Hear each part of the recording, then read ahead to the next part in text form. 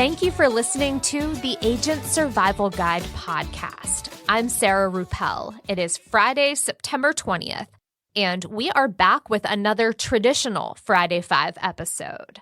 For our new listeners, welcome. This is our weekly list of 5 things agents should know about. Think of it as us scouring the news so you don't have to. This week, we are starting out at number 5 with a whole bunch of housekeeping. We typically have a lot of that this time of year. First up, our countdown to AEP. We've got less than a month to AEP, just 25 days until the beginning of the 2025 annual enrollment period. And also worth mentioning, we are 10 days away from October 1st. Which is mind-boggling because it feels like September just started. 10 days until we're able to start sharing plan details with our clients. So hopefully you've got those plan reviews scheduled. We just held our Ritter summits where many of our carriers presented their 2025 plan details.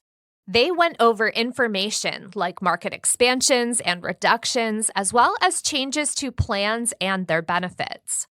The theme of the year might be disruption. We've heard that quite a bit in reference to the 2025 AEP. But if we know anything about disruption, that means there's usually room for some opportunity. So with all the plan information you've been getting, either from our summits or from carrier emails, now is the time to look critically at the carriers whose plans you represent and ask yourself a few questions. Are there small changes or big changes coming to the clients in your book? How are those changes going to affect your current clients? Will those changes make clients potential shoppers this year? What about changes in your market? Are there changes that might disrupt coverage in your community, like changes with certain networks and providers? Do you have a plan for how to deal with clients affected by those changes? Where can you find opportunity in the disruption this year? As you go through your book asking these questions, you should be able to come up with a list of potential shoppers. These clients should be among the first you are contacting for plan reviews. Now, depending on the size of your book of business, creating this kind of list on your own could be rather time-consuming. I hear that, and I want to share one of my favorite new features in Medicare Center, and that is the Ask Integrity Shoppers feature, which was literally developed to help with the disruption we are facing this enrollment season. Ask Integrity Shoppers is a tool that prioritizes your annual plan reviews by sorting clients into one of 3 different priority levels, depending on the changes coming to their current plan. Priority 1 includes major coverage changes. These are the clients you want to meet with first because they will be the most likely to shop. And historically, well, shopping isn't something that beneficiaries typically tend to do.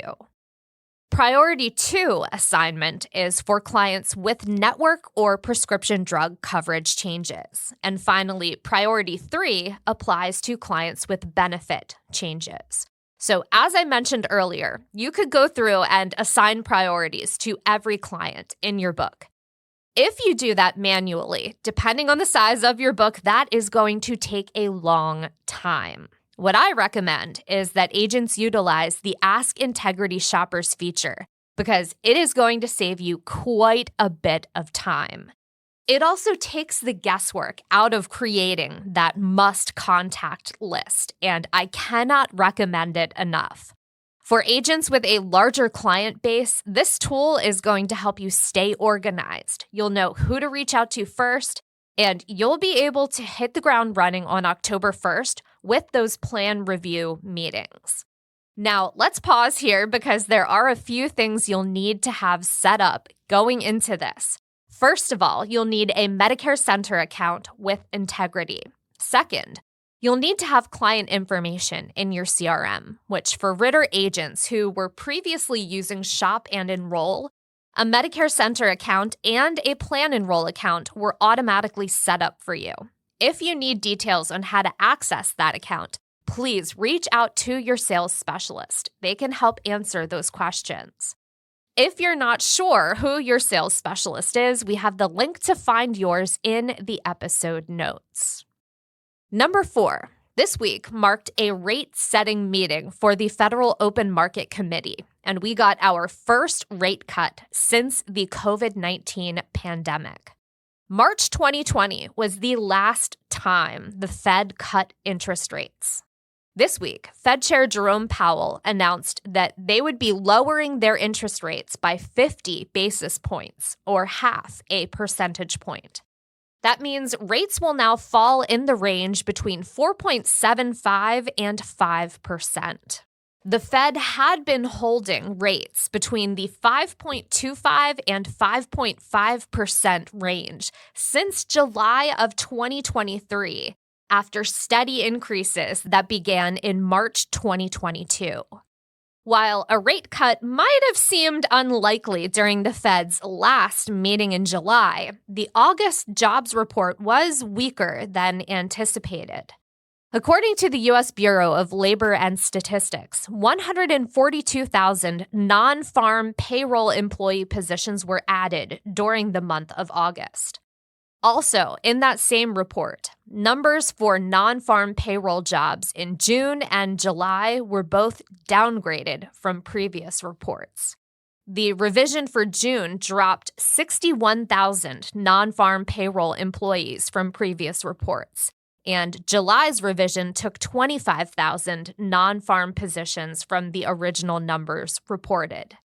Given the timing of this meeting, the Fed did have consumer price index data for August, but was still working with the personal consumption index from July. The consumer price index for August 2024 was up 2.5% year over year, bringing it much closer to where the Fed has said that they would like to see it. Numbers for August were still up 0.2% compared to July, but still good numbers. And as far as the personal consumption index for July, that held steady as well. Still up 2.5% year over year, but no change from June to July this year. So again, encouraging numbers. This week's meeting also delivered a new dot plot, what analysts have nicknamed the Summary of Economic Projections. We get 4 of these projections a year, and this time around, the dot plot showed an end of 2025 interest rate at 4.4%, which, given the Fed's tradition of quarter point changes, means that the majority of the committee sees interest rates between 4.25 and 4.5% by year's end. There are 2 more rate-setting meetings on the books for 2024, the first on October 31st and November 1st, and the second on December 12th and 13th. We will continue to keep an eye on these meetings, so stay tuned to the show. We will be reporting back on updates later this fall. Number 3, on Monday this week, Apple released their newest lineup of operating systems. iOS 18, iPadOS 18, macOS Sequoia, watchOS 11, visionOS 2, and tvOS 18. While I have updated all my devices, I've only had the chance to really dig into iOS 18. But there is a new Apple Watch feature that I'm excited about, so we'll start with that one. watchOS 11 includes an improved sleep tracking experience and the ability to detect sleep apnea. While I don't think I am at risk for sleep apnea, I do enjoy tracking my sleep data. I find it very interesting to see the different levels of sleep, when they happen, and for how long. So being able to better track those stages, I am all for that. As far as the sleep apnea detection, upon opening the new Health app, I got a notification that it would take about 30 days worth of data before Apple could detect that, even with the data that's already in there. So the slate starts clean when you upgrade to watchOS 11. Other than that, I have added all of the new watch faces to try them out. I feel like I always default back to the modular face, but for now, I am enjoying the flux face, especially the way it shifts from the subtle, always-on display to a more colorful version when I lift my wrist. It's a fun face, but now let's move on to iOS 18, which adds a couple new features to the iPhone. But there's still much more to come, including pretty much all of Apple Intelligence. I am semi-patiently waiting for my new 16 Pro Max to arrive today. So for now, my review is based on the experience updating my current phone, the iPhone 14 Pro Max, which will not support Apple Intelligence. That was part of my decision to upgrade. The other part is the fact that I usually upgrade every 2 years. So it's a cycle. It's what we do. Next week, I will dive into the cool stuff I can do with iOS 18 on my new phone, as well as some of the new phone features. But for today, let's talk about what's new for those of us updating older models with the new operating system. iOS 18 is available for the iPhone XS model and later models, which is still 28 phones across 7 generations, including the newest iPhone 16 lineup that comes out today. The first change, passwords are now in a standalone app rather than a sub-menu in the Settings app. Don't go looking for your passwords where they used to live because they are not there. The Password app is the one with 3 keys, and it categorizes your passwords in a clean, searchable layout. You can create groups in the app to allow for easier password sharing because we all know how much fun it is to try to share more complicated passwords with family members. Not always the easiest thing to do, and it's not exactly secure to simply type your password into messages and send. The next feature is one that didn't receive much screen time that I can remember, but it's actually a pretty useful feature. iOS 18 gives you the ability to hide distracting items on a web page. So if you've ever had content become almost unreadable because of the way elements are sized down for mobile, this is going to be a game changer for your reading experience. In Safari, simply click on the icon to the left of the URL like you would to manage extensions, turn on content blockers, or utilize translation services. When you click on Hide Distracting Items, you'll be able to select elements on the page and click Hide, resulting in the distracting element dissolving into the ether like the wind carrying away the wisps of a dandelion. It is satisfying to use and satisfying to watch in action. iOS 18 also brought more customization to our home screens. You can't necessarily place app icons anywhere. You can't drag and drop them, but you can place them anywhere in the grid formation. So if you want to have them appear in a border around the edges of the screen, leaving room for the subject of a photo in the middle to be able to be clearly seen without those icons over top, you can do that now. You can choose whether you want light or dark icons, or if you want your icons to be automatic and match your operating system. Some users like to use light mode during the day and dark mode at night. Personally, I'm a fan of dark mode all the time. I try to save my eyes as much as possible, as well as my battery. There's also the new tinted icon mode, which darkens all the app icons and lets you further customize with an accent color pulled from your home screen wallpaper, or you can use the eyedropper to choose the accent tone for tinted icons.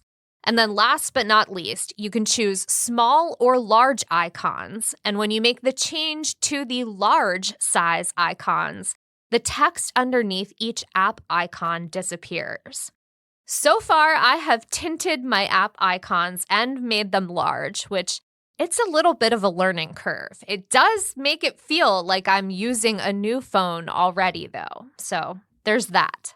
Also, I should probably mention that when you tint your icons, the tint also applies to those red notification bubbles, which is nice. It makes them a little less sinister and menacing. Last but not least, we've got the reworked Photos app. Apple calls it a simplified design, and that feels true. The clunky albums view that sat in the middle of the screen is gone. You open up right to your camera roll, which is where most of us want to be when we open the Photos app. If you scroll up, a menu bar appears at the bottom of the phone, so you can choose how you want to sort and filter your photos and choose view options. You can also choose to view photos by month or year, which is a little more helpful and accurate than fast scrolling through those sections on the side like we used to. Scrolling up shows collections of photos like recent days, people and pets, pinned collections, memories, trips, and featured photos. Continue scrolling and you'll get menus for media types and utilities, followed by albums and then wallpaper suggestions. So far, those are the most notable changes because, as you might have already heard, the first batch of Apple Intelligence features is coming with an update expected in October. Since I have yet to use them, we will hold off on talking about those features until they are live. As I mentioned earlier, my new phone should come in today, so I will be able to report on those new features possibly as early as next week. Number 2, big changes for teens on Instagram. And these changes were rolled out as soon as they were announced this week.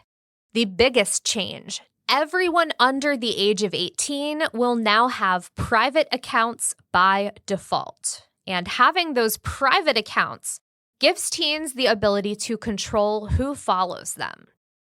The rules change even further for teens under the age of 16. Teens in this age group can now only message accounts they are following or connected to. The app will also scale back on interactions from other accounts, only allowing tagging or mentioning by people they follow. Account users under the age of 16 are automatically placed in the most sensitive and restricted content setting group. These settings are designed to limit exposure to accounts that promote content that is especially damaging to young, developing minds, including fighting, self-harm, eating disorders, and cosmetic procedures, just to name a few. After 60 minutes on the app, teens 16 and under will now get a notification telling them to leave the app.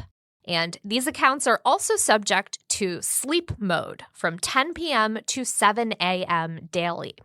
Notifications will be muted, and auto replies to DMs will be sent during this time frame. And again, only to accounts a teen in this age group is following or connected to. Should a teen under the age of 16 want their settings to be less restrictive, a parent will need to approve that change through parent supervision on Instagram. Through that supervision feature, parents can get additional insight into their child's activity on Instagram as well. You'll be able to see who they've talked to during the past week, set daily time limits, block out certain time frames, even see the topics your child is searching for. Now, once your child hits the age of 16, some of these settings can be loosened a little bit, but one that cannot, the private account stipulation. From the looks of the press release, all Instagram accounts for teens under the age of 18, again, have been shifted to private, unless their parents decide that they can have a public account. Interesting changes here, and it's probably too early to tell if we're going to see similar changes on other social media platforms.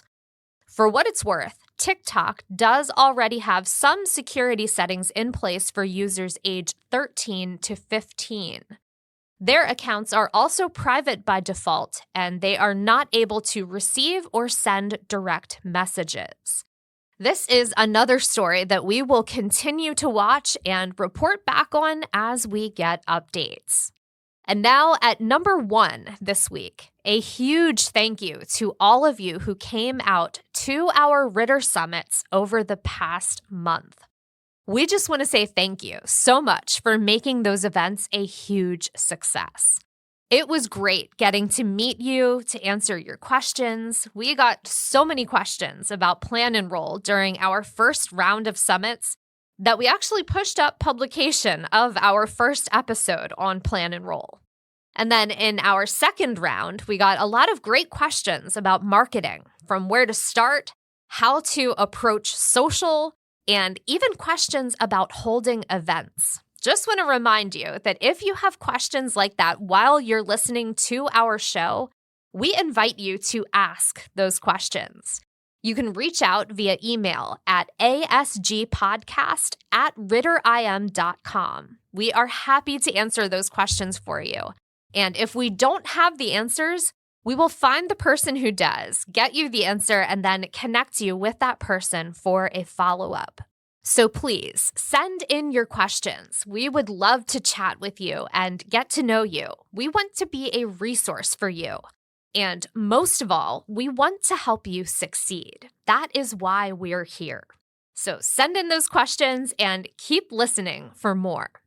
Another great thing that happened at the summits, we have the ability to network and talk to a lot of different people, and that gave us a lot of ideas for upcoming episodes and interviews. So keep an eye out for those coming to your listening feed in the near future if you're following along with us. And if you're not, just hit that follow button now so you don't miss out. Thank you so much for listening to our episode today.